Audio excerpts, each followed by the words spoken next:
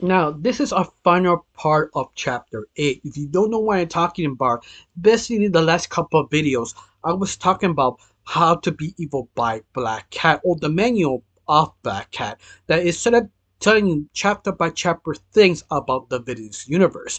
Yeah, I'm basically talking about of chapter 8, all the little details, what is sort of fascinating of that chapter. I did every single section by piece by piece. This is the last part. And no, you do not need to know all the pieces to get what I'm talking about, because each piece I did it sort of individually. Don't really need to learn to add into it or understand what I'm talking about. Be aware that I am translating to Spanish to English. There are some things I have to retranslate or talk about to make it sense in English. But besides that, what is the final part of chapter 8? Chapter 8 is basically all the top 10 disgusting facts about heroes, that basically how similar they each hero are, of similar traits, but in a very unique way. The respective of Black Hat and Dr. Flood, and top of this with a sense of humor, and added something so fascinating is sort of the respective of the Black Cat of Peace, how they make them in a way. Everything makes sense when you finally break down each single part. Now, let's get started. My name is Rachel. I like to talk about animation, not just animation reviews, first impressions, cartoon theories, and sometimes, if I have some spare time, cartoon breaking news. Of course, you like how it's going, like to help my channel, put a like, comment, and share. That's the only thing you need to do. If not, that's cool. If you do, thank you, because of you, I'm getting close to my main goal of 2,000 subscribers. And yes, I'm getting close every single day because of people like, comment, and share. Thank you. Now let's get started off the top 10 hero facts discussing things about them. Now let's get started.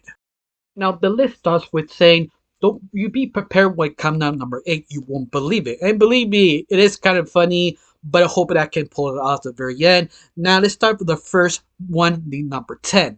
All superheroes have egos. Every time you met one, they always they're the superior, the more attention, the more wisest. Jeez, just shut your mouth. Just fight me already. Because sometimes I wonder if the heroes are trying to be villains because they keep stealing our stuff, our thing, our jazz. Get a new material. God, jeez. And that's basically number 10, the complaint of keep repeating themselves, keep stealing or pretending to be heroes, but that's sort of the argument of number 10. Now let's talk about number 9. Hypocrites. Every time they do something, let's say clean the forest, clean the beach, they just say things but never do what they actually mean, because they have superpowers. They easily do it in less than 10 seconds. But no, they actually go to the city, write a letter, claim to do this, then do that, and force the civilians to do all their work. Even that, they took them twice as long to clean it that to the hero could do it for superpowers doing in less than 3 seconds. Even that, when a hero, or I mean technically a villain, basically take over the lake or the river or the forest, then you have to stop them. After that, you have to give a 2-hour speech. Oh, come on, please. And that's basically one of the basically complaints of the villains. That is basically number 9. Now let's talk about number 8. Now, this is the interesting one, because number 8 do talk about one of the kind of furious facts about peace, is that they invest so much money in the heroes, but yet they consider it as failures because they're not retaining back their money. It's something that is sort of aware in the hero or villain community. That is one of the top 10 complaints of this sort of frustrating facts. I found that sort of fascinating. It does talk about a little bit more about how to use that against them, talking about peace, how they useless, spend so much money for no reason, using other people with nothing to do with heroes, and etc. You could actually tell how sort of problematic or useless peace really is in the villain universe. At least that's the perspective of the villains. Number 7, that is more deeper in peace. That basically every time a hero face off with the villain, usually they look more other than the villain than the hero. But even that, you call them out of that, you be leech online or in society, calling the hero ugly. Even that, every time they actually trying to call a girl or call a guy to get them at a date, they're the one who be praised, But every time a villain says a date a woman or a guy, they will be called out as ugly or creepy creatures compared to the heroes. And that's something is normal in the villain society.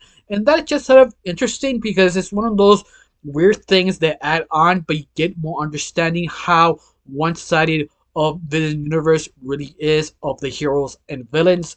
But once more, that is sort of fascinating. On top of this, the heroes can call the cops and restrain of the villains if they actually call them out. Once more, they have more power than the villains. It's sort of obvious, but at the same time, almost favoritism to them. But once more, it's sort of an eye opener, the point of view of a villain. Number six, sort of superior morality above you. In other words, they are basically kind of fakers. They only use that sort of hero privilege to maybe support their own lifestyle or own business, becoming the hero. Every time you met them, they repeat the same thing. They think they're all that because they kind of have to support their sort of opinions. Even that they don't believe their opinions, they have to state their opinions to be understand they are more moral superior of you. If they don't, they will lose everything they have. This is why every time you meet a hero, they feel that sort of more superior point of view.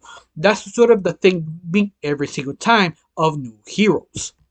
Number five, all heroes use similar techniques of the villains. In fact, every single trick or dirty trick used by the heroes a ripoff of the villains. But the ironic part is every time they use those sort of techniques or tricks, they applaud them of this new technique, new ability, even that it was stolen in the villain society who created it first. Even that is sort of ironic. Every time a villain uses that sort of technique or power up, we are basically condemned because we are the villains. We are evil. How dare you use this permitted technique or permitted device? We are truly evil if we use it. To compare the villains, or let me compare to heroes, when they use it, is more applause, amazing, proof, true heroes. That sort of make them sort of narcissists or also shield them by the sort of society every time they do something wrong, saying, oh no, they're right. We are wrong. No, no, no. And this is why the reason why the villain society hate the heroes.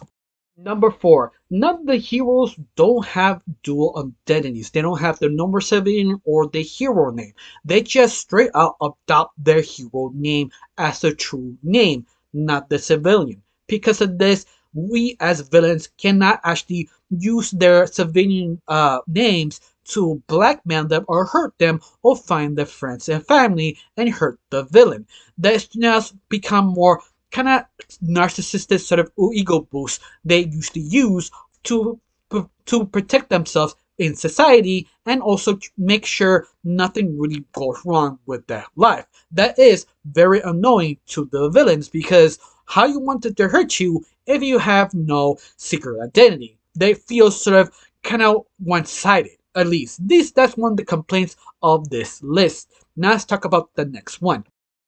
Number 3, or this case was number 9 because I counted backwards. This is basically a kind of a fact about the Lord of the Ring Two Towers when one of the villains fall in the cave and scream. You think because he fall down? Oh no no, he stuffed his toe. That's why he screams. He's not because he's falling down, huh? I told you number 8 is actually kind of surprise you, and that's what it says in the book. But once more, it's sort of more funnier in Spanish than English. Hopefully you did have a laugh or two or a chuckle because that's basically the joke of basically number 8 or in this case number 3 because I cut it backwards. I apologize. That's my bad. But besides that, let's talk about number 2. Number 2, and this one is have to be a comic book fan. I mean, not the movie comic book fan. I mean, a comic or a nerd who loves superheroes will get this the most. Basically, one of the biggest complaints or bothersome from villains, from heroes, is the fact that every time you see a new hero, they become younger and younger. In fact, some of them they just straight out teenagers who have special abilities or devices who has basically no experience, but they have all this power. Even that somehow they know how to do everything, even they become sort of Mary Sue. And that is sort of a true kind of thing in the comic book world.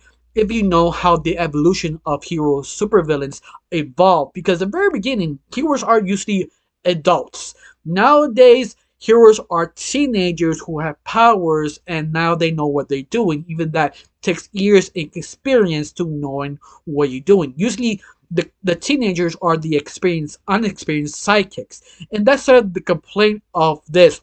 Once again, you have to know comic book evolution to really get this sort of complaint. And one of those things, it is true, especially in anime, the young teenager who has all this power become the next level of the most powerful creature ever existed, even that he has no real life experience or how the hell he knows that much information. But besides that, it's sort of a running gag or running meme in the anime, comic book, or superhero genre. But besides that, it's one of the complaints wondering who will keep getting those stuff to them. I don't get it. How they get the training. But besides that, let's talk about the final part or the final number 1 or number 10. Depends how I read this.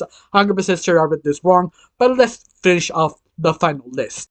Our final complaint, number 1 or number 10, depends how I messed it up of the list, is basically how much time, sweat, and money poured down of the evil plans of evil villains.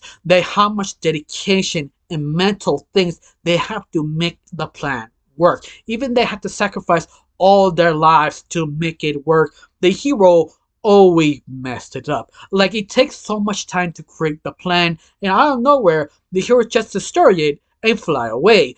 Even applaud them the mess they actually did, even realizing, you know how long it took me to do this? Build the machines, get the henchmen, get the money, get the loan, and build everything. You just came in and just pee all over my work, in other words. And that's the thing who pissed off the main community villain. It's just tired of this. Leave us alone. Let us destroy the world. Give us a chance. And that's basically the running gag of this. Yeah, I know I butchered it. I apologize. But it's sort of interesting how you see the respective of all the issues of the villains. Some of them you have to really be a comic book nerd to really get some of the things they say in. Others not really, but once more, if you're a comic book nerd, you do know some of the complaints, how the readers get tired of this. One of them is basically how more they write. Second one is basically how basically right-handed or not right-handed, completely random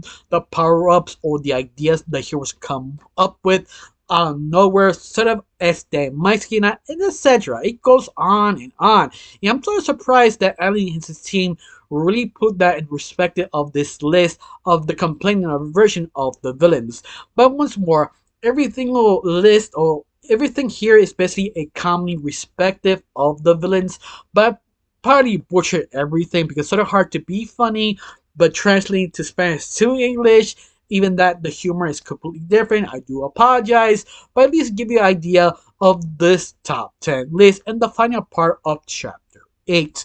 Honestly, that's it. Then nothing else to talk about on chapter 8. I don't know what we're going to do next video, but I kind of figure out what else to do if I have some spare time. But other than that, how you felt about this? Are you thinking this okay? Or you need to have the idea what they're trying to say? Tell me down below. Let me know. I got nothing else to say. Just thank you for watching. Don't forget to subscribe and have a wonderful day. Bye.